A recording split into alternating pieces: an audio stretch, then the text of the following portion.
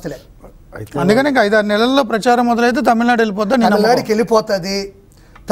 తమిళనాడుకి వెళ్ళిపోయి పడయప్ప ఫ్యాన్స్ ఉన్నారు చెప్పా. పవన్ గారి ఫ్యాన్స్ కాబట్టి పద్ధతిగా ఉన్నారు. పడయప్ప ఫ్యాన్స్ పడదోసి కొడతారు. తప్పించుకునే శక్తే లేదు.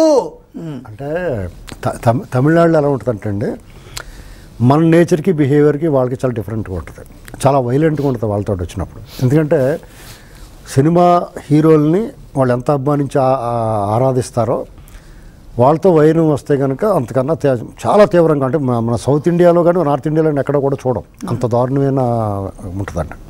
ఇప్పుడు రజనీకాంత్ ఫ్యాన్స్ అంటే, రజనీకాంత్ గారు ఇవాళ కాదు, మా చిన్నప్పుడు అంటే మేము ఇంటర్మీడియట్లో ఉన్నప్పుడు మాకు 17-18 ఏళ్ళు ఉన్నప్పటి నుంచి మేము ఆయన సినిమాలు చూస్తూ ఉన్నాం.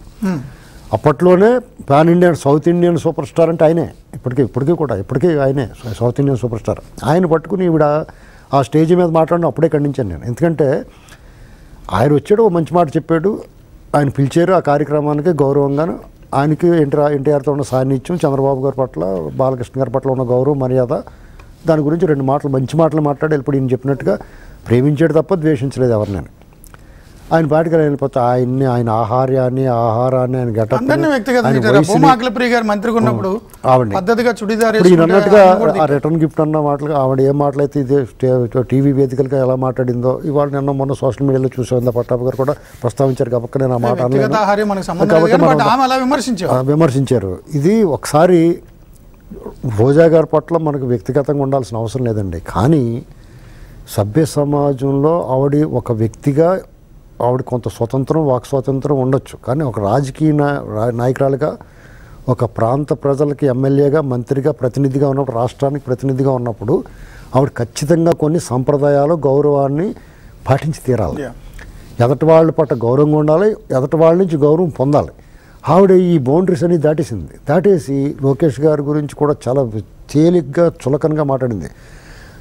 తన రాజకీయ గురువైన చంద్రబాబు నాయుడు గారిని ఎవరైతే తన రాజకీయాల్లో తీసుకొచ్చి మంచి పొజిషన్ ఇచ్చి మాట్లాడిచ్చారో, ఆవిడకి తెలుగుదేశం పార్టీలో కదా మంచి పేరు వచ్చింది, ఫైర్ బ్రాండ్గా మాట్లాడింది, మంచి మహిళా అధ్యక్షురాలుగా మంచి పేరు వచ్చింది.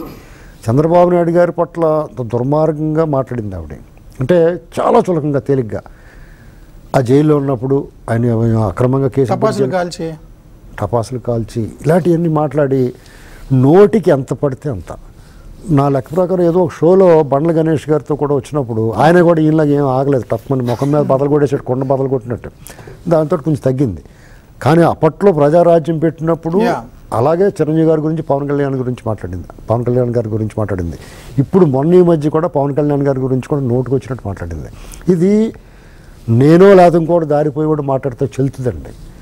కానీ వాడు ప్రజాప్రతినిధి కదా, ఇలాంటి మాటలు మాట్లాడి ఆవిడ గౌరవం నాడు తీసుకుంది.